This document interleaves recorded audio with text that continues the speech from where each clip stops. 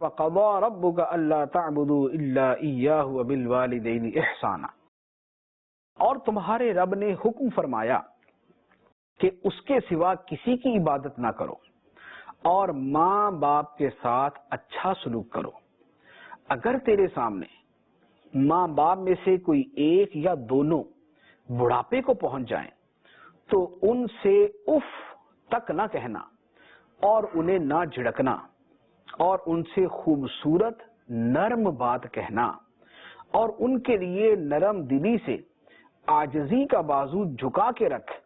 اور دعا کر کہ اے میرے رب تو ان دونوں پر رحم فرما جیسا ان دونوں نے مجھے بچپن میں پالا تھا۔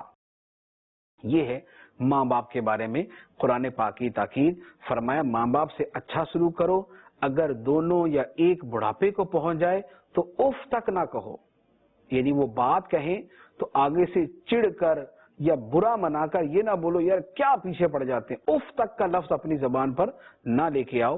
ماں باپ کو جھڑکو نہیں، ڈانٹو نہیں، بلکہ خوبصورت نرم انداز میں بات کرو، اور فرمایا کہ نرم دلی کے ساتھ عاجزی کا بازو اپنے ماں باپ کے سامنے بچھا کے رکھو، اور ماں باپ کے لیے اللہ کی بارگاہ میں بھی دعا کرتے رہو، یعنی اپنی طرف سے جتنا ہو سکے ماں باپ کی خدمت کرو،